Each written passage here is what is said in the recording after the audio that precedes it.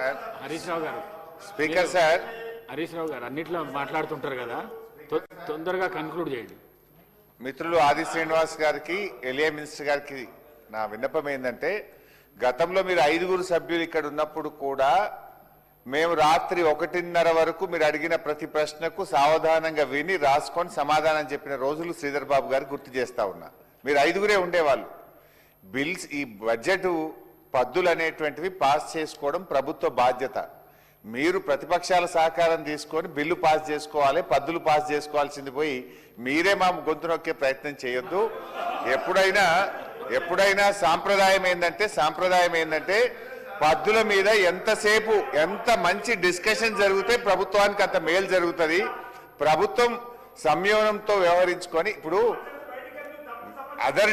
Other subjects వేరు, పద్దులు అంటే it's government business.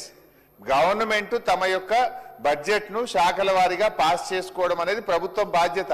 మీరు విప్పులు ఇంకా మమ్మల్ని రిక్వెస్ట్ చేసి మాట్లాడించి మేము ఇంత రాత్రి 9:30 12 గంటల దాకా ఇక్కడ ఉండి సహకరిస్తున్నామంటేనే మీరు మాకు థ్యాంక్స్ చెప్పాలా.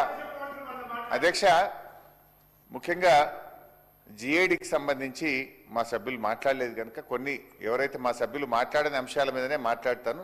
టచ్ చేసి చేయకుండా క్లుప్తంగానే ముగించేటువంటి ప్రయత్నం చేస్తా. ముందు ఒకటి నేను అత్యంత ముఖ్యమైన విషయము మీ దృష్టిని, ఎలియా మినిస్టర్ గారి దృష్టిని నేను తేవాలనుకుంటున్న విషయం ఏంటంటే అధ్యక్ష, మన సభా సాంప్రదాయాల ప్రకారంగా when the session is in house, no policy decision should be taken outside. అంటే విధానపరమైన ఏ నిర్ణయాన్ని కూడా సభ నడుస్తున్నప్పుడు బయట తీసుకోకూడదు అనేది సభ నియమం. I hope my friend Sridhar Babu will agree. ఈరోజు ముఖ్యంగా జిఏడిని కూడా డిస్కస్ చేస్తున్నాం. ఆ శాఖ అత్యంత కీలకమైన నిర్ణయాన్ని ఈరోజు ప్రకటించింది. బయట పోయి మేము మీడియాలో చూసి వస్తే ఇది సభ మర్యాదను, సభ గౌరవాన్ని తగ్గించేటువంటి నిర్ణయం. అది ఏ నిర్ణయం అంటే అధ్యక్ష, ముఖ్యంగా ఉద్యోగుల పిఆర్సీకి సంబంధించి గత ప్రభుత్వం పిఆర్సీ కమిషన్ నియామకం చేసింది. ఆ కమిషన్ యొక్క టైము 30 మార్చ్, ఈ నెల మార్చి 30వ తేదీతో కమిషన్ యొక్క కాల పరిమితి ముగుస్తా ఉంది. ఈరోజు memo number 3347/844 by the year 2026 మరొక 6 నెలలు పిఆర్సీ కమిషన్ యొక్క కాల పరిమితిని పెంచుతూ ఒక విధానపరమైన నిర్ణయాన్ని తీసుకున్నారు. మీడియాకు బయటకు వచ్చేసింది.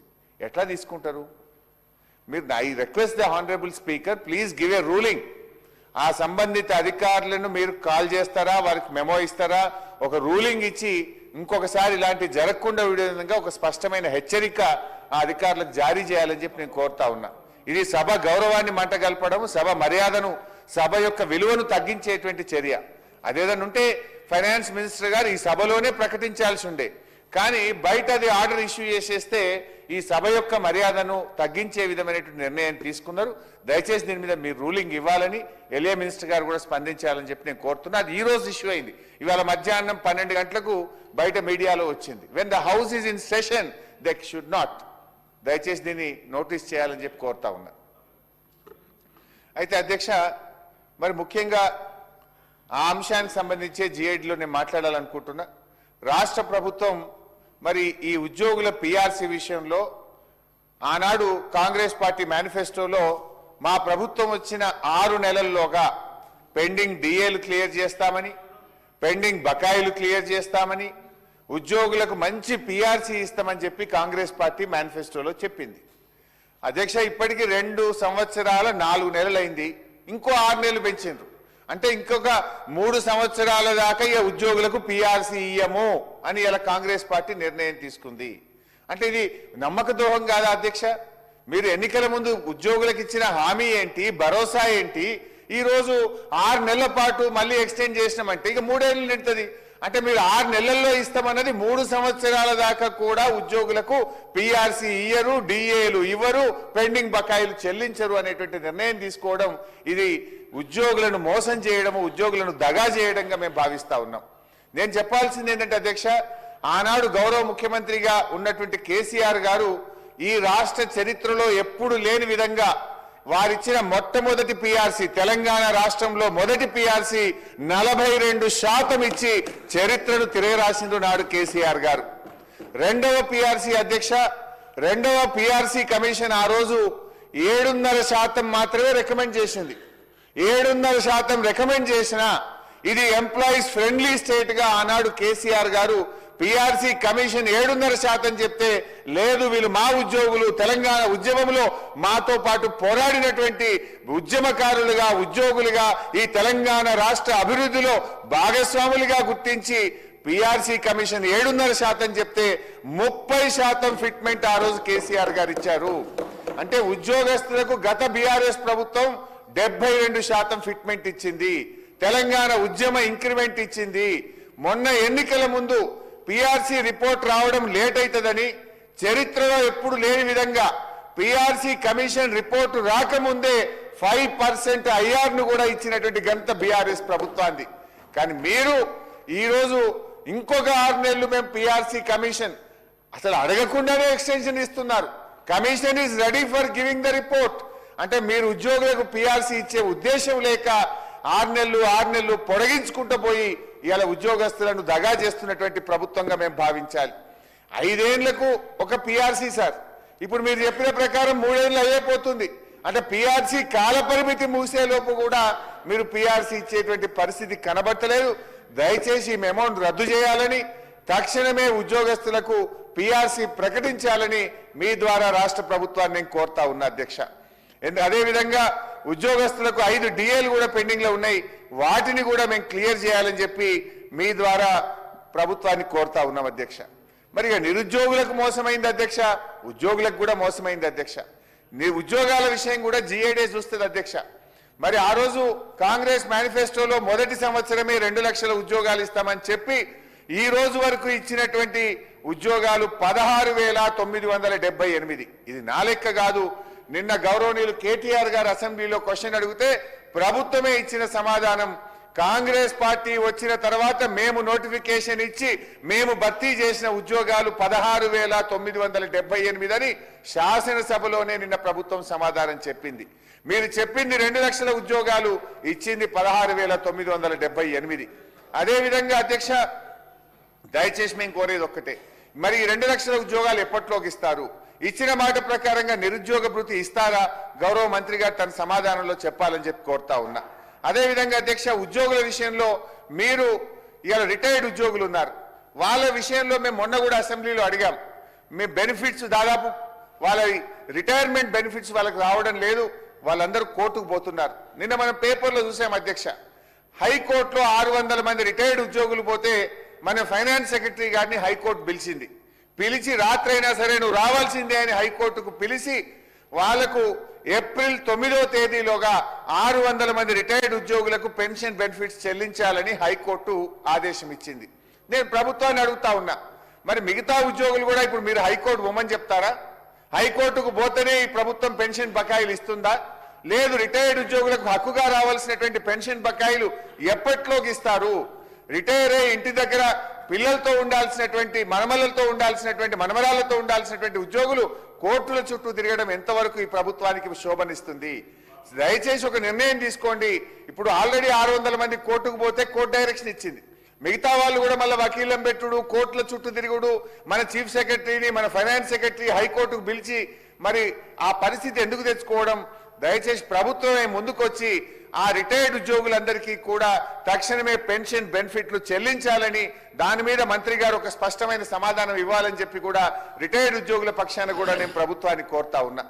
అదేవిధంగా సిపిఎస్ ఓపీఎస్ పెన్షన్, ఆనాడు కాంగ్రెస్ పార్టీ మేము వస్తే ఓల్డ్ పెన్షన్ స్కీమ్ తెస్తామని చెప్పారు. ఓల్డ్ పెన్షన్ స్కీమ్ మీద ఇప్పటి వరకు క్లారిటీ లేదు, పైగా ఆ కాంట్రిబ్యూషన్ కూడా రాష్ట్ర ప్రభుత్వం చెల్లించట్లేదు. నేను మంత్రి గారిని అడుగుతా ఉన్నా, నా దగ్గర ఉన్న సమాచారం ప్రకారం సబ్జెక్ట్ టు కరెక్షన్, తప్పైతే మీరు సరి చేయండి.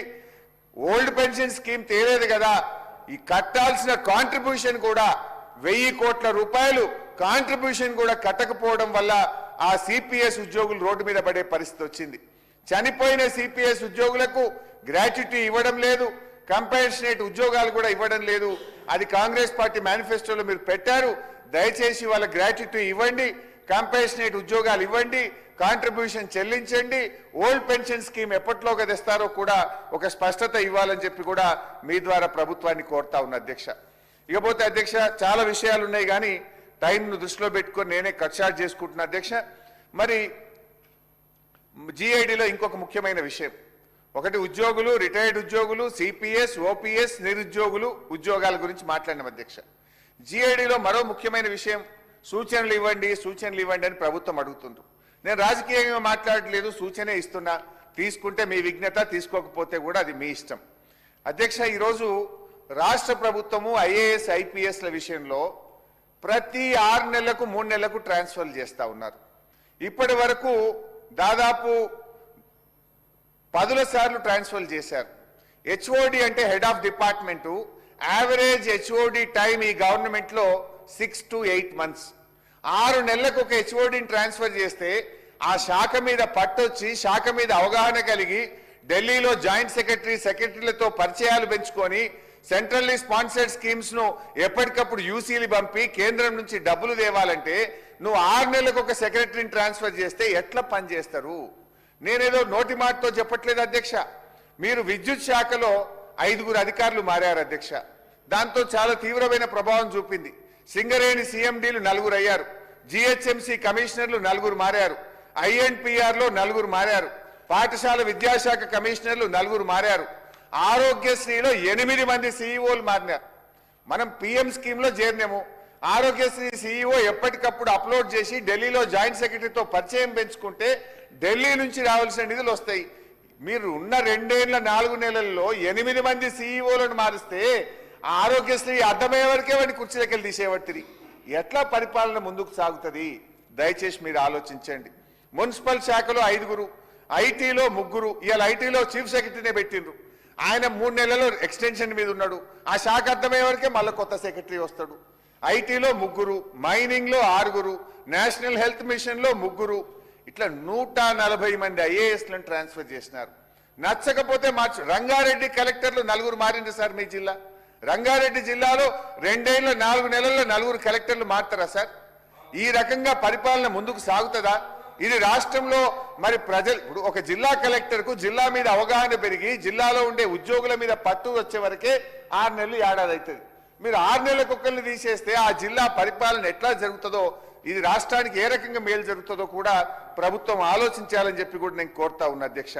అంటే నచ్చితే పోస్టింగ్లు, నచ్చకపోతే బదిలీలు అనే పద్ధతి వల్ల యంగ్ ఆఫీసర్స్ యొక్క ఆత్మస్థైర్యం దెబ్బతింటది.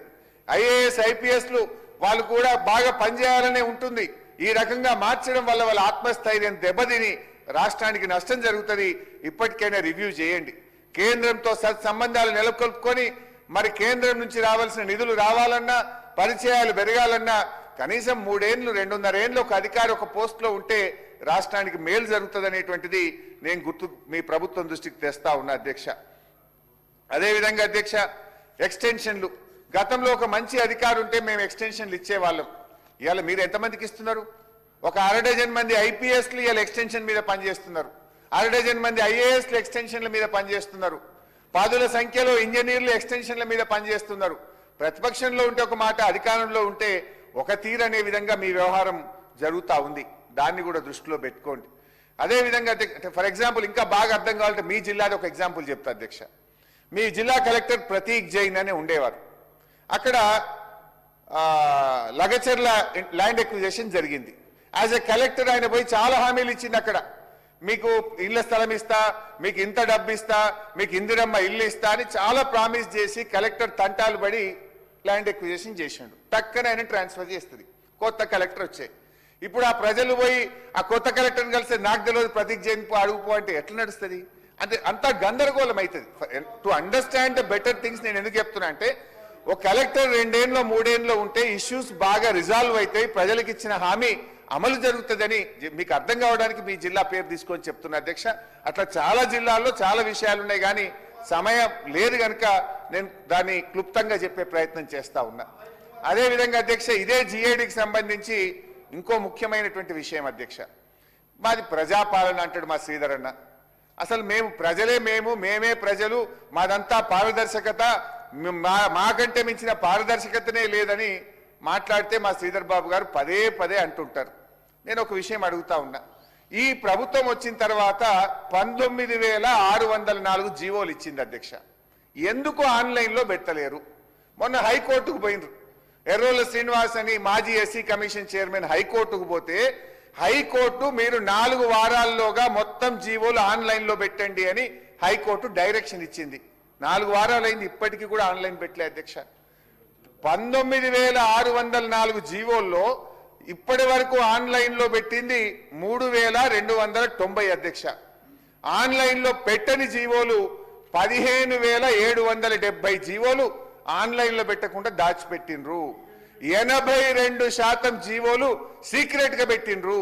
ప్రజాపాలన అయితే, పారదర్శక పాలన అయితే ఎందుకు 82% జీవోలు, ఎందుకు 15,000 జీవోలను మీరు ఆన్లైన్ చేయలేదో సమాధానం చెప్పాలి. ఇప్పటికైనా ఆ జీవోలను ఆన్లైన్లో పెట్టాలని చెప్పి మీ ద్వారా ప్రభుత్వాన్ని కోరుతా ఉన్న అధ్యక్ష.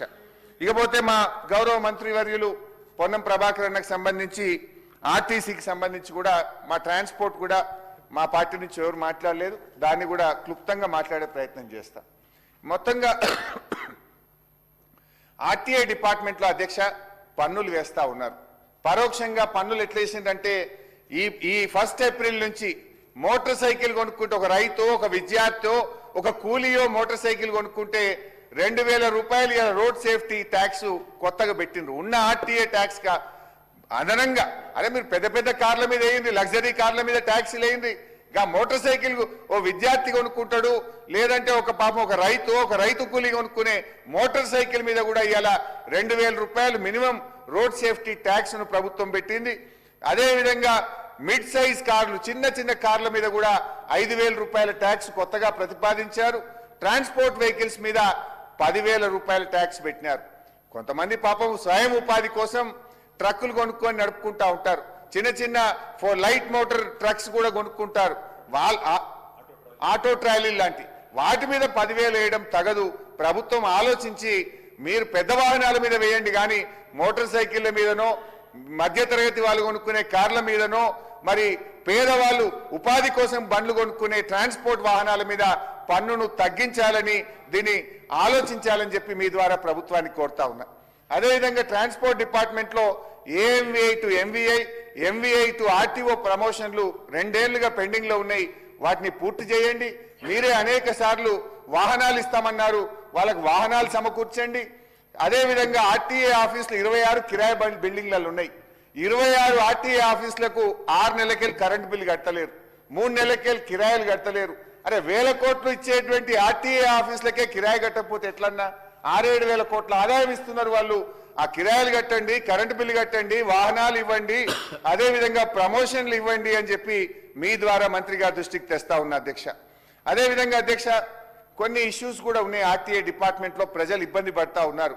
స్టేట్ పోర్టల్ ను సెంట్రల్ పోర్టల్ తో అనుసంధానం చేసుకున్నాం, మొత్తం ఇండియా ఈజ్ 1 యూనిట్ అయింది. ఇప్పుడు దాంట్లో ఒకటి ఏమైందంటే అధ్యక్ష, డేటా ఇంటిగ్రేట్ కాలేదు. ఇప్పుడు 50 ఏళ్ళు నిండిన వాళ్ళు లైసెన్స్ రెన్యువల్ చేసుకోవాలి. లైసెన్స్ రెన్యువల్కి పోతే అక్కడ ఏమైతుంది, స్లాట్ బుక్ చేసుకుంటే కొన్ని పేర్లు స్టేట్ సెంట్రల్ డేటా ఇంటిగ్రేట్ కాకపోవడం వల్ల వాళ్ళ ఆఫీస్కి పోవాల్సి వస్తుంది, ఆఫీసుల చుట్టూ తిరగాల్సి వస్తుంది, బ్రోకర్ల దగ్గరికి పోవాల్సి వస్తుంది. ఈ డేటా ఇంటిగ్రేషన్ లో ఉన్న డిస్టర్బెన్స్ ను తక్షణమే దాన్ని సరిచేయాలి, దాంట్లో ఇబ్బంది లేకుండా, ప్రజలకు ఇబ్బంది లేకుండా ప్రయత్నం చేయాలని ప్రభుత్వం దృష్టికి తెస్తా ఉన్నా.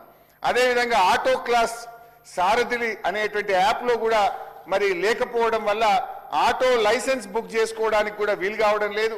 పాత వారికి రెన్యువల్ లో కూడా ఇబ్బంది అవుతుంది కనుక ఎన్ఐసితో మాట్లాడి ఈ ఆటో ఆప్షన్ ఉండే విధంగా కూడా మంత్రి గారు ప్రయత్నం చేయాలని చెప్పి మేము మంత్రి గారి దృష్టికి తెస్తా ఉన్నాం అధ్యక్ష. ఇకపోతే అధ్యక్ష ట్రాన్స్పోర్ట్ ఆదాయం లాస్ట్ పాయింట్. మన తెలంగాణ వచ్చిన తర్వాత రవాణా శాఖ ఆదాయం 2 సార్లు తగ్గింది అధ్యక్ష. ఒకటి కరోనా కాలంలో, రెండోది కాంగ్రెస్ కాలంలో. కరోనా వచ్చినప్పుడు ఒక్కసారి ఆర్టీఏ ఆదాయం 2020-21లో 287 కోట్లు తగ్గితే, కాంగ్రెస్ ప్రభుత్వం వచ్చిన 2024-25లో 228 కోట్లు తగ్గింది. మరి కరోనా వల్ల తగ్గింది అప్పుడైతే, ఇప్పుడు కాంగ్రెస్ కాలంలో కూడా 228 కోట్లు తగ్గింది. ఎవ్రీ ఇయర్ ఆదాయం పెరుక్కుంటూ పోయింది. కానీ దురదృష్టవశాత్తు మరి ఈ ప్రభుత్వం వచ్చిన తర్వాత రాష్ట్ర ప్రభుత్వ ఆదాయం తగ్గుముఖం పడుతుందంటే ఇది రవాణా మంత్రి తప్పిదం కాదు, ప్రభుత్వ పాలసీ వల్ల, ఎకానమీ డౌన్ కావడం వల్ల. యొక్క స్పెసిఫిక్ ఎందుకు చెప్తున్నా అంటే, తెలంగాణ ప్రభుత్వం వచ్చిన తర్వాత ఢిల్లీ నగరాన్ని చూసి హైదరాబాద్లో ఒక ఈవీ పాలసీ తీసుకొచ్చినాం.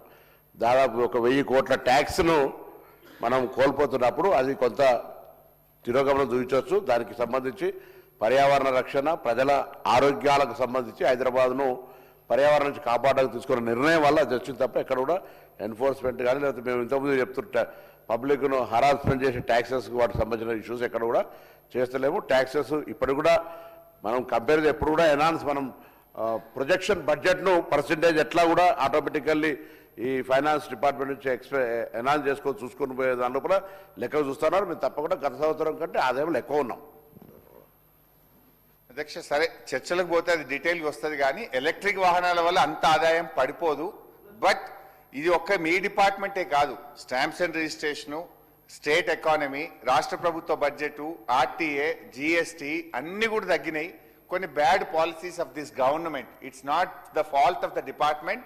మొత్తం ఓవరాల్గా కొన్ని పాలసీస్, అది బిగ్ సబ్జెక్ట్, నేను అందులో పోవట్లేదు. కానీ ఏది ఏమైనా ఆదాయం తగ్గిన విషయం నేను దృష్టికి తెస్తా ఉన్నా. రివ్యూ చేయండి, ఆదాయం పెంచే ప్రయత్నం చేయండి. ఇకపోతే ఆర్టీసీ విషయంలో అధ్యక్ష, మంత్రి గారిని మొన్న కూడా నేను క్వశ్చన్ అవర్లో అడిగేటువంటి ప్రయత్నం చేశాము. సరే, స్కీమ్ విషయంలో మాకేం భిన్న అభిప్రాయం లేదు. కానీ గవర్నర్ గారి స్పీచ్లో ప్రభుత్వము 9,222 కోట్లు మహిళలకు ఆదా అయినాయని మీరు చెప్తూ ఉన్నారు. మరి ఆర్టీసీకి ప్రభుత్వం ఎంత చెల్లించింది? నా దగ్గర ఉన్న సమాచారం ప్రకారం 7,275 కోట్లు మాత్రమే. దాదాపు 2,500 వేల కోట్లు ప్రభుత్వం ఆర్టీసీకి బకాయి పడ్డది. ఈ ఫిగర్ను మంత్రి గారు చెప్తే బెటర్, వారు అథారిటీగా ఎంత మహిళలకు ఆదా అయింది, ప్రభుత్వం మహిళలు ఇంకా ఆర్టీసీకి ఎంత చెల్లించాలి? ఎందుకంటే అధ్యక్ష, ఆర్టీసీ భవిష్యత్తు ప్రభుత్వం చెల్లింపు మీద ఆధారపడ్డది. ఒకవైపు ఆర్టీసీ లాభాల్లో ఉంది, మా మహాలక్ష్మి వల్ల మహిళలకు లాభమైంది, ఆర్టీసీకి లాభమైంది అంటున్నారు. మరి ఆర్టీసీకి లాభమైతే ఎంతో రాత్రింబవళ్ళు కష్టపడి పనిచేసే ఉద్యోగుల జీతాలు ఇవ్వాలి కదా, ఉద్యోగుల ఎరియర్స్ ఇవ్వాలి కదా, ఉద్యోగులకు పిఆర్సీ ఇవ్వాలి కదా. మా డ్రైవర్ అన్నారు, మా కండక్టర్లు చాలా ఇబ్బంది పడుతున్నారు. ఒకప్పుడు ఆర్టీసీ అంటే ఏముండేదంటే అధ్యక్ష, వాళ్ళ ఓఆర్ కంటే 4 రూపాయలు ఎక్కువ వస్తే కండక్టర్కు డ్రైవర్కు కొంత బోనస్ ఉండేది. ఇవాళ 100% ఓఆర్ వచ్చినా కండక్టర్కు డ్రైవర్కు బోనస్ లేకుండా అయింది. గతంలో అధ్యక్ష, నేను ఫైనాన్స్ మినిస్టర్గా పనిచేసినప్పుడు ఆర్టీసీకి బడ్జెట్లో ప్రతి సంవత్సరం 1,500 కోట్ల రూపాయలు పెట్టి గ్రాంట్గా ఆర్టీసీకి ఇచ్చేవాళ్ళము. ఇప్పుడు గ్రాంట్ లేదు, ఇవ్వాల్సిన మహాలక్ష్మి డబ్బులు కూడా పూర్తిగా రాకపోవడం వల్ల ఆర్టీసీ ఉద్యోగులకు నష్టం జరుగుతూ ఉంది. కాంగ్రెస్ పార్టీ ఇచ్చిన హామీ ప్రకారంగా దయచేసి ఆర్టీసీ ఉద్యోగులను ఎప్పుడు ప్రభుత్వ ఉద్యోగులుగా గుర్తిస్తారో ఒక ఖచ్చితమైన డేట్ మంత్రి గారు చెప్పాలని అడుగుతా ఉన్నా. ఆర్టీసీ ఉద్యోగులకు మీరు పిఆర్సీ ఎరియర్స్ ఎప్పట్లోకి ఇస్తారో కూడా చెప్పాలని ఆ ఉద్యోగుల పక్షాన్ని అడుగుతున్నా. వాళ్ళు ఇప్పటికే సమ్మెకు కూడా నోటీస్ ఇచ్చినట్టుగా మీడియాలో చూస్తా ఉన్నాం. వాళ్ళు యూనియన్ అయినా పునరుద్ధరించాలని అడిగినారు. దయచేసి ఆ యూనియన్ పునరుద్ధరిస్తారా, ప్రభుత్వ ఉద్యోగులుగా గుర్తిస్తారా, పిఆర్సీ ఇస్తారా, మీ విధానం చెప్పాలని చెప్పి ప్రభుత్వాన్ని కోరుతా ఉన్నా.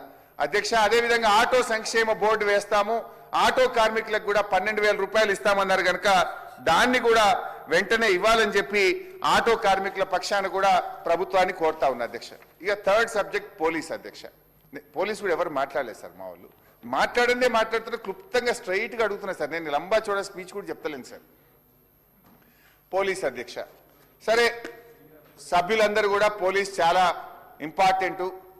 మా సబితక్క కూడా చాలా మంచి పాయింట్ చెప్పింది. అన్ని ఆఫీసులకు సాయంత్రం 6 అయితే సెలవు ఉంటుంది, పండుగ అయితే సెలవు ఉంటుంది, కానీ తాళం వెయ్యని ఆఫీస్ ఏదన్నా ఉందంటే అది ఒక పోలీస్ స్టేషన్ మాత్రమే అని మాజీ హోంమంత్రిగా మా సబితక్క చెప్పింది. నిజంగా కూడా వాళ్ళు రాత్రింబవళ్ళు కష్టపడతారు అధ్యక్ష. అయితే పోలీస్ శాఖ బడ్జెట్ తగ్గించారు. 2024-25లో పోలీస్ శాఖకు అయిన ఖర్చు 9,918 కోట్లు పెట్టి మరియు ఆ రోజు ఖర్చు పెట్టారు అధ్యక్ష. 25-26లో చూస్తే దాన్ని 9,589 కోట్లకు ఆర్ఈ పెట్టినారు. అంటే పోయిన సంవత్సరం కంటే పోలీసులకు ఈ సంవత్సరం 400 కోట్లు బడ్జెట్ తగ్గించారు. ఎట్లా సాధ్యమవుతుంది? అసలు జీతాలు పెరుగుతుంటాయి, డిఏలు పెరుగుతాయి, అలవెన్స్లు పెరుగుతాయి, కొత్త ఉద్యోగాలు వస్తున్నాయి, ప్రమోషన్లు వస్తుంటే ఇయర్ ఆన్ ఇయర్ ఖర్చు పెరుగుతుంది. కానీ మీరు 400 కోట్లు తగ్గింపు అనేటువంటిది ఇది ఏం సూచిస్తుంది అంటే ఈ ప్రభుత్వం, ఎందుకంటే నా మాటలు బయట అసెంబ్లీ బయట పాపం పొద్దున 6 గంటలకు వచ్చి రాత్రి 12 దాకా డ్యూటీ చేసే కానిస్టేబుల్ వింటున్నారు, భోజనం లేకుండా వింటున్నారు, రాష్ట్ర వ్యాప్తంగా కష్టపడే పోలీసులు వింటున్నారు. నేను ఎందుకు చెప్తుంటే యాజ్ అథారిటీగా చెప్తున్నా అధ్యక్ష, నేను ఫైనాన్స్ మినిస్టర్గా ఉన్నప్పుడు డీజీపీ గారు, హోమ్ సెక్రటరీ గారు వచ్చి కొట్లాడి మా పోలీసుల సరెండర్ లీవ్ డబ్బులు కావాలి సార్, పోలీసుల మనోస్థైర్యం దెబ్బతినొద్దు అని చెప్పి కొట్లాడి టీఏలు సరెండర్ లీవ్లు తీసుకొని వెళ్లేవాళ్ళు. కానీ ఈ రోజు అధ్యక్ష, ఈ ప్రభుత్వం వచ్చిన తర్వాత ఇవాళ దాదాపు 7 టీఏ బిల్లులు రాష్ట్ర వ్యాప్తంగా పెండింగ్ లో ఉన్నాయి. ఇందులో ఒక్క విషయం ఏంటంటే ఒక 3 జిల్లాలకు మాత్రం ఇచ్చారు. అన్ని జిల్లాల పోలీసులు మన పోలీసులే కదా. ఒక ములుగుకో, వికారాబాద్కో, ఖమ్మం 3 జిల్లాల పోలీసులకు టీఏలు ఇచ్చి 30 జిల్లాల పోలీసులకు టీఏ బిల్లులు ఇవ్వకపోతే వాళ్ళు బాధపడుతున్నారు. మేము రోజు అసెంబ్లీకి వస్తుంటే అన్నా మా టీఏ బిల్లు గురించి మాట్లాడు, మా సరెండర్ లీవ్ గురించి మాట్లాడని బయట ఉండే పోలీస్ కానిస్టేబుల్ రోజు మా దృష్టికి తెస్తా ఉన్నారు అధ్యక్ష. రాష్ట్ర వ్యాప్తంగా 3 సరెండర్ లీవ్లు పెండింగ్ లో ఉన్నాయి, 7 టీఏ బిల్లులు పెండింగ్ లో ఉన్నాయి. దయచేసి పోలీసుల సరెండర్ లీవ్లు, టీఏ బిల్లులు విడుదల చేయండి, పోలీస్ బడ్జెట్ లో కోత పెట్టొద్దు అని మీ ద్వారా నేను ప్రభుత్వాన్ని విజ్ఞప్తి చేస్తా ఉన్నా అధ్యక్ష. అదేవిధంగా అధ్యక్ష, రిటైర్మెంట్ బెనిఫిట్లు రాక కూడా ఈ మధ్య కొంతమంది ఎస్ఐలు, ఒక సిఐ వరంగల్లో సూసైడ్ చేసుకున్నాడు. బిడ్డ పెళ్లి చేసినాడు. బిడ్డ పెళ్లి చేస్తే ఆ ఇవ్వాల్సిన కట్నం డబ్బులు ఇవ్వకపోవడం వల్ల ఆ సిఐ గారు ఆ బిడ్డను అల్లుడు ఎల్లగొట్టిండు. బిడ్డ ఇంటికి వచ్చిన వారం రోజులకు ఆ సిఐ గారు సూసైడ్ చేసుకొని 30 ఏళ్లు డిపార్ట్మెంట్ లో పనిచేసిన సిఐ ఆత్మహత్య చేసుకున్నాడు, రిటైర్మెంట్ బెనిఫిట్స్ రాకుండా. ఆ పేర్లు కావాలంటే కూడా పంపిస్తా. మైసయ్య, శ్రీనివాస్, ఇట్లా ఒక 10 మంది చాలా ఇబ్బందుల్లో ఉన్నారు. దయచేసి ఆ పోలీసుల రిటైర్మెంట్ బెనిఫిట్స్ కూడా క్లియర్ చేయాలని చెప్పి నేను కోరుతా ఉన్నా అధ్యక్ష. అదేవిధంగా ప్రమోషన్లు, మా ఐపీఎస్ ఆఫీసర్లకైతే టకా ఇయర్ వైజ్ ప్రమోషన్లు ఇస్తుండ్రు. ఎస్ఐ టు అడిషనల్ ఎస్పీ ప్రమోషన్లు చాలా పెండింగ్ లో ఉన్నాయి. ఎస్ఐ టు అడిషనల్ ఎస్పీ ప్రమోషన్లు గత 2 ఏళ్లుగా చేయకపోవడం వల్ల వాళ్ళు తీవ్రమైనటువంటి ఆవేదనలో ఉన్నారు. వాళ్ళ ప్రమోషన్లన్నీ కూడా తక్షణమే పూర్తి చేయాలని చెప్పి ఈ ప్రభుత్వాన్ని కోరుతా ఉన్నా. అదేవిధంగా ఆరోగ్య భద్రత, ఆనాడు బీఆర్ఎస్ ప్రభుత్వం ఉన్నప్పుడు ఆరోగ్య భద్రత కింద పోలీసులకు క్యాష్లెస్ ట్రీట్మెంట్ దొరికేది. ఈ ప్రభుత్వం వచ్చిన తర్వాత ఆరోగ్య భద్రతను 1 లక్ష రూపాయలకే పరిమితం చేసిండ్రు. అంటే 1 లక్ష మీద అయితే వాళ్ళే కట్టుకోవాలి. ఆ పేద కానిస్టేబుల్ కట్టుకోగలుగుతారా అధ్యక్ష? మరి ఆరోగ్య భద్రత వల్ల పోలీసులు ఇబ్బంది పడుతున్నారు. మిగతా ఉద్యోగుల్లాగా వీళ్ళని కూడా ఈహెచ్ఎస్ లో భాగస్వామ్యం చేస్తారా? మరి ఈ ఆరోగ్య భద్రత ఎందుకు 1 లక్ష రూపాయలకు కుదించారు? ఆరోగ్య భద్రత కార్డు తీసుకపోతే ఆసుపత్రులు జాయిన్ చేసుకుంటలేవు. 400 కోట్లు బకాయి పడ్డది, బిల్లులు రాలేదని చెప్పి పోలీసులకు వైద్యం కూడా ఇవాళ నిరాకరించేటువంటి పరిస్థితి ఉన్నది. ఇది కూడా ఒక కానిస్టేబుల్ ఆరోగ్య భద్రతకు నెలకు 1200 రూపాయలు కట్టాడు ఒక కానిస్టేబుల్. వాళ్ళు కట్టిన పైసలకు ప్రభుత్వం కొంత కాంట్రిబ్యూషన్ ఇస్తే ఆరోగ్య భద్రత దొరుకుతుంది. ఇవాళ ఆరోగ్య భద్రత పోలీసులకే భద్రత కరువైంది. ప్రజలను కంటికి రెప్పలాగా భద్రతతో చూసుకునే పోలీసులకు ఇవాళ ఆరోగ్య భద్రత కరువైనటువంటి పరిస్థితి వచ్చింది. ప్రభుత్వం దయచేసి వారికి మంచి వైద్యం అందించే విధంగా ప్రయత్నం చేయాలని కోరుతా ఉన్నా. పోలీస్ శాఖలో కూడా పోస్టింగ్లకు ఒక రేట్లు డిసైడ్ అయినాయి. పెద్ద ఎత్తున అవినీతి కూడా పెరిగిందనేటువంటి ఆరోపణలు కూడా వస్తా ఉన్నాయి. దయచేసి అటువంటిది ఉంటే సరిచేయాలని చెప్పి కూడా నేను కోరుతా ఉన్నా అధ్యక్ష. ఇంకొక విషయం అధ్యక్ష, ఇవాళ హైదరాబాద్ కేసీఆర్ గారిని ఏమనంటే కేసీఆర్ గారు బ్రాండ్ మారుస్తాం, ఆనవాళ్ళు దుడి చేస్తామంటారు. ఇవాళ హైదరాబాద్ లో ఆనాడు హైదరాబాద్, సైబరాబాద్, రాచకొండ కమిషనరేట్లు మేము ఏర్పాటు చేసి చక్కగా జరుగుతూ ఉంది. మరి మీకు అది నచ్చలేదేమో. కేసీఆర్ గారు ఆనవాళ్ళు మార్చాలనుకుంటే ఆనాడు కేసీఆర్ గారు ఇన్నోవా బండ్లు ఇచ్చిండ్రు, మీరు ఇంక అంతకంటే టాప్ బండి ఇవ్వండి. ఆనాడు కేసీఆర్ గారు పోలీస్ స్టేషన్ కు 75,000 అలవెన్స్ ఇచ్చిండ్రు, మీరు 2 లక్షల రూపాయలు ఇవ్వండి. ఆనవాళ్ళు మార్చడం కోసం ఈ కమిషనరేట్లు మారిస్తే అంతా గందరగోళం. పొద్దున ప్రకాష్ గౌడ్ ఎమ్మెల్యే గారు మాట్లాడుతుంటే కూడా విన్నా. నా కాన్స్టిట్యున్సీ 3 ముక్కలైంది, ఏ పోలీస్ స్టేషన్ ఏ కమిషనరేట్ లో ఉందో నాకే అర్థమైతలేదు, అంత ఆగమాగం ఉన్నది అని 2-3 ఎమ్మెల్యేలు మాట్లాడుతుంటే హౌస్ లోనే విన్నాను నేను. ఇలా పాపం ఈ హైదరాబాద్, సైబరాబాద్, రాచకొండ కమిషనరేట్ లో కానిస్టేబుల్ నుంచి అడిషనల్ ఎస్పీ దాకా నేను ఏ కమిషనరేట్ పోతానో, నేను ఏడుంటానో, నేను ఈడుంటానో ఆడిపోతానో అనే గందరగోళం, అయోమయమైనటువంటి పరిస్థితుల్లో ఇవాళ పోలీసులు మీరు నెట్టివేయడం జరిగింది. దయచేసి ఆలోచించండి. ఏదన్నా ఆనవాళ్ళు మార్చాలంటే మాకంటే బాగా చేయండి, కానీ ఆనవాళ్ళ పేరు మీద ఉన్న వ్యవస్థను కన్ఫ్యూజన్ వ్యవస్థగా మార్చొద్దని చెప్పి ఈ రోజు మేము కోరుతా ఉన్నాం అధ్యక్ష. ఇంకొక చిన్న ఉదాహరణ చెప్పి ముగించే ప్రయత్నం, చాలా ఉన్నాయి కానీ క్లుప్తంగా చెప్పే ప్రయత్నం చేస్తా.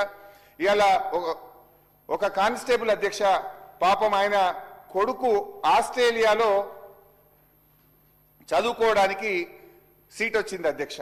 ఆ కానిస్టేబుల్ కు ఆస్ట్రేలియాలో సీట్ వస్తే ఆయన జీపీఎఫ్ లోన్ కు అప్లై చేసుకున్నాడు అధ్యక్ష. జీపీఎఫ్ అంటే వాళ్ళు సేవింగ్ చేసుకున్న డబ్బులే వాళ్ళు అప్లై చేసుకునేటువంటిది అధ్యక్ష. ఆ కానిస్టేబుల్ పేరు భాస్కర్. ఆ భాస్కర్ అనే కానిస్టేబుల్ జీపీఎఫ్ లోన్ కు అప్లై చేస్తే పాపం ఆ జీపీఎఫ్ లోన్ 6 నెలలకెళ్ళి క్లియర్ అయితలేదు. 6 నెలల నుంచి క్లియర్ కాకపోతే కింద మీద పడి అన్ని ఆఫీసులు తిరిగిండు. లాస్ట్కు ఉప ముఖ్యమంత్రి గారి దగ్గరికి పోయి కూడా కాళ్ళు ఏళ్ళ పట్టుకున్నటువంటి పరిస్థితి ఉంది. కానీ ఈ రోజు కూడా ఆ భాస్కర్ అనే కానిస్టేబుల్ కు జీపీఎఫ్ లోన్ క్లియర్ కాకపోవడం వల్ల వాళ్ళ కొడుకు ఈ రోజు ఆస్ట్రేలియాకు పోనటువంటి పరిస్థితి ఉంది. ఇవాళ నేను అడుగుతా ఉన్నా, ఇంత దుర్భరమైన పరిస్థితి కానిస్టేబుల్లకు రాకూడదు. కనీసం 24 గంటలు పనిచేసే డ్యూటీలో ఉండే డ్రెస్ లో ఉండేటువంటి కానిస్టేబుల్లకైనా ఆ జీపీఎఫ్ కానీ సరెండర్ లీవ్ కానీ టీఏ బిల్లులు విడుదల చేయాలని చెప్పి నేను మీతో కోరుతా ఉన్నా అధ్యక్ష. అదేవిధంగా ఆనాడు మేము కానిస్టేబుల్కి మోటార్ సైకిల్ ఇచ్చాం, ప్రతి స్టేషన్ కు కూడా మోడర్న్ వెహికల్స్ ఇచ్చాం. ఇవాళ రిపేర్ కు కూడా డబ్బులు వస్తలేవు. స్టేషన్ అలవెన్స్ రాష్ట్రంలో అనేక పోలీస్ స్టేషన్లకు స్టేషన్ అలవెన్స్ రావడం లేదు. ఎందుకంటే గతంలో కాగితాలు దొంగల్ని కొనుక్కరమ్మనో పెన్నులు కొనుక్కరమనే పరిస్థితి ఉంటే ఇది బాగాలేదని చెప్పి ప్రతి స్టేషన్ కు 50,000 75,000 రూపాయలు మంత్లీ స్టేషన్ అలవెన్స్ కింద ఇచ్చాం. ఈ ప్రభుత్వం వచ్చిన తర్వాత ఆ స్టేషన్ అలవెన్స్ ఆగిపోయింది. దయచేసి ఆ స్టేషన్ అలవెన్స్ రిలీజ్ చేయండి. పెట్రోల్ డీజిల్ బిల్లులు విడుదల చేయండి. వెహికల్ రిపేర్స్ కు కూడా ఇబ్బంది వచ్చి ఆ లోకల్ మెకానిక్లను బతిలాడి రిపేర్లు చేయించుకునే పరిస్థితి వచ్చింది. వెహికల్ మెయింటెనెన్స్ డబ్బులు కూడా విడుదల చేయాలని చెప్పి నేను మీ ద్వారా కోరుతా ఉన్నా. హైదరాబాద్ లో 10 లక్షల సీసీ కెమెరాలు గత ప్రభుత్వ హయాంలో పెట్టాం. ఇండియాలోనే record. The only city with 10 lakh CC cameras was Hyderabad. బాధ కలిగేది ఏంటంటే ఈరోజు వాటి మెయింటెనెన్స్ దెబ్బతిన్నది. సీసీ కెమెరాల మెయింటెనెన్స్ కూడా డబ్బులు ఇవ్వకపోవడం వల్ల చాలా కెమెరాలు ఈ నగరంలో పనిచేయడం లేదు. వాటి మెయింటెనెన్స్ కు డబ్బులు ఇవ్వండి. ఆ ఏజెన్సీ కాల పరిమితి ముగిస్తే దాన్ని ఎక్స్టెండ్ చేయండి. ఆ ఏజెన్సీని కంటిన్యూ చేస్తారా, కొత్త వాళ్ళకి ఇస్తారా ఇవ్వండి. కానీ సీసీ కెమెరాలు మెయింటైన్ చేయడం ద్వారా మరి ప్రజలకు మెరుగైనటువంటి భద్రత కలిగించే వాళ్ళం అవుతాం. ఆలోచించాలని కోరుతా ఉన్నా. అదేవిధంగా కోదాడ లాకప్ డెత్ విషయంలో కూడా అధ్యక్ష, కోదాడలో ఒక దళిత యువకుడిని ఏ రకంగా లాకప్ డెత్ చేసిందో కూడా మనం చూసాం. కర్ర రాజేష్, దాని మీద ఇంతవరకు చర్యలు తీసుకోలేదు. దయచేసి చర్యలు తీసుకోవాలని. అదేవిధంగా అధ్యక్ష, ఈ ప్రభుత్వం ఇవాళ ఏమనంటే మా మీద కేసులు పెడుతున్నారు అధ్యక్ష. ఒక ఎక్సైజ్ కానిస్టేబుల్ సౌమ్య గారు గంజాయి స్మగ్లర్లు పాపం ఆ సౌమ్య మీద దాడి చేసి ఆమెను హత్య చేసిన విషయం మనందరికీ తెలుసు అధ్యక్ష. అదేవిధంగా చెర్లపల్లిలో మహారాష్ట్ర పోలీసులు వచ్చి 12,000 కోట్ల రూపాయల డ్రగ్స్ ను చెర్లపల్లిలో పట్టుకున్నటువంటి విషయం కూడా మనం చూసాం అధ్యక్ష. కానీ మన పోలీసులు ఏం చేస్తున్నారు అధ్యక్ష, ఒక రీట్వీట్ చేస్తే ఒక అబ్బాయి నల్లబా వచ్చినాక ఈ రోజు రాష్ట్రంలో 17,000 పోలీస్ కానిస్టేబుల్ ఖాళీగా ఉన్నాయి. మీరు నోటిఫికేషన్ ఇస్తామన్నారు. 2 ఏళ్ల 4 నెలలైంది. ఈ 17,000 కానిస్టేబుల్ ఉద్యోగాలు ఎప్పట్లోగా నింపుతారో కూడా ప్రభుత్వం చెప్పాలని చెప్పి కూడా నేను ఈ సందర్భంగా ప్రభుత్వాన్ని కోరుతా ఉన్నా అధ్యక్ష. అదేవిధంగా అధ్యక్ష, పొద్దున్నే మా అక్కగారు చెప్పారు, నేను దాంట్లోకి పోను కానీ ప్రమోషన్లు ఎస్ఐలు సిఐల ప్రమోషన్లు కూడా పెండింగ్ లో ఉన్నాయి. వాటిని కూడా పూర్తి చేయండి. గతంలో పెద్దలు రేవంత్ రెడ్డి గారు ఏక్ పోలీసింగ్ విధానం తెస్తామని చెప్పారు. ఏక్ పోలీసింగ్ అంటే అది బెటాలియన్ పోలీసులు, సివిల్ పోలీసులు, ఏఆర్ పోలీసులు ఒకే విధానం తెస్తామని గౌరవ ముఖ్యమంత్రి గారు చెప్పారు. మరి ఆ ఏక్ పోలీసింగ్ అమలు చేయండి అని చెప్పి పోలీస్ కానిస్టేబుల్ కుటుంబాలు సెక్రటరియట్కి వస్తే పోలీసు భార్య పిల్లల్ని వాళ్ళే అరెస్ట్ చేసేటువంటి ప్రత్యేకమైన పరిస్థితి రాష్ట్రంలో వచ్చింది. వాళ్ళను దాదాపు 20 మందిని సస్పెండ్ చేశారు. వాళ్ళు ఏమడిగారు, ముఖ్యమంత్రి గారు మీరు ఇచ్చిన మాట నిలుపుకోండి అన్నందుకు సస్పెండ్ చేశారు. మానవతా దృక్పథంతో సస్పెండ్ చేసిన ఆ బెటాలియన్ పోలీసులను తిరిగి విధుల్లోకి తీసుకోవాలని, ఇచ్చిన మాట ప్రకారంగా ఏక్ పోలీసింగ్ ను అమల్లోకి తేవాలని కూడా కోరుతా ఉన్నాం. అదేవిధంగా హోంగార్డులకు సంబంధించి కూడా ప్రభుత్వం చాలా మాటలు ఇచ్చింది. హోంగార్డులకు సంబంధించి కారుణ్య నియామకాలు చేస్తామని, వాళ్లకు పర్మనెంట్ చేస్తామని, వాళ్ళకి పే స్కేల్స్ ఇస్తామని, కంపాషనేట్ ఉద్యోగాలు ఇస్తామని హామీ ఇచ్చారు.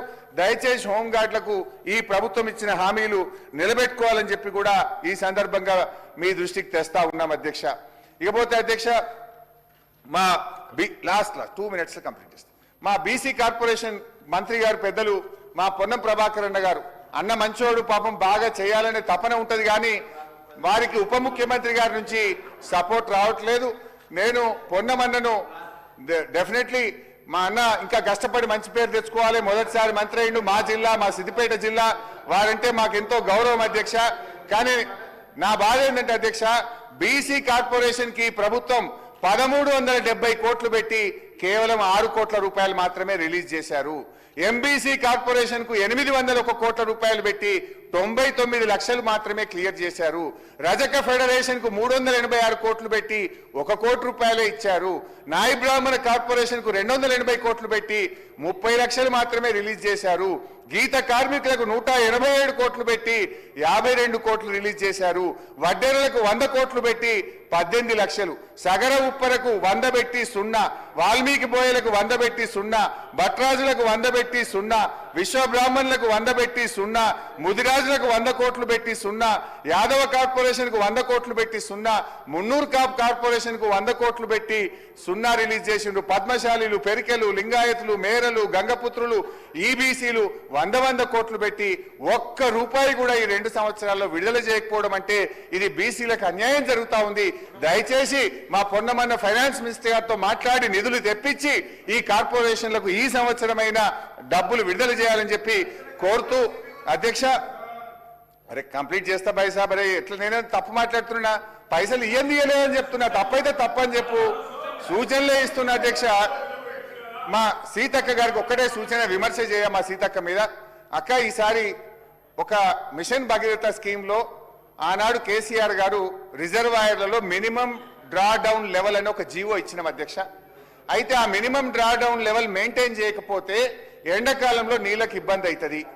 వాతావరణ శాఖ ఒక మాట ఏం చెప్తున్నట్టే, ఈ సంవత్సరం జూలై దాకా వర్షాలు పడే అంటున్నారు. ఒకవేళ జూలై దాకా వర్షాలు పడకపోతే తాగునీళ్ళకే ప్రజలు ఇబ్బంది పడతారు. దయచేసి మీరు ఇరిగేషన్ శాఖతో రివ్యూ చేసి మిషన్ భగీరథ స్కీములు సక్సెస్ఫుల్ గా నడవాలంటే ఆ ఎండిడిఎల్ జీవో ఏదైతే ఇచ్చినామో ఆ లెవెల్ మెయింటైన్ చేసేటట్టు మా సీతక్క గారు ప్రయత్నం చేస్తే ఈ రాష్ట్రంలోని ప్రజలకు తాగునీరు అందేటువంటి అవకాశం ఉంటుంది. కనుక దయచేసి అక్క గారు రివ్యూ చేయాలని, ఎంపీటీసీ జెడ్పీటీసీ ఎన్నికలు కూడా తొందరగా పెట్టాలని చెప్పి నేను కోరుతా ఉన్నా. మా దగ్గర సింగూరు డ్యామ్ రిపేర్ చేస్తున్నారు సార్. సింగూరు డ్యామ్ రిపేర్ చేయడం వల్ల నీళ్ళని తీసేసిండ్రు. అయితే సంగారెడ్డి, జహీరాబాద్, నారాయణ్ ఖేడ్, అందోల్ 5-6 నియోజకవర్గాల్లో మిషన్ భగీరథ ఎఫెక్ట్ అయింది. కనుక ఆ 4-5 నియోజకవర్గాలకు ఏదైనా కొంత రిపేర్, మీరు డ్రింకింగ్ వాటర్ కొత్త బోర్వెల్స్ కానీ పైప్ లైన్ కానీ 5-6 నియోజకవర్గాలకు ప్రత్యేకమైన నిధులు ఇవ్వకపోతే ఎండాకాలం అక్కడ ప్రజలు ఇబ్బంది పడతారక్క. అక్కడ డ్రింకింగ్ వాటర్ రిపేర్ వల్ల డ్యామ్ ఖాళీ చేసినాం కనుక ప్రత్యేకంగా 5-6 నియోజకవర్గాలకు మా ఉమ్మడి మెదక్ జిల్లాకు నిధులు ఇవ్వాలని కోరుతూ అవకాశం ఇచ్చినందుకు ధన్యవాదాలు. Discussion on demands for grants is completed. Now replies by the Honorable Ministers. I request the Minister for Legislative Affairs on behalf of the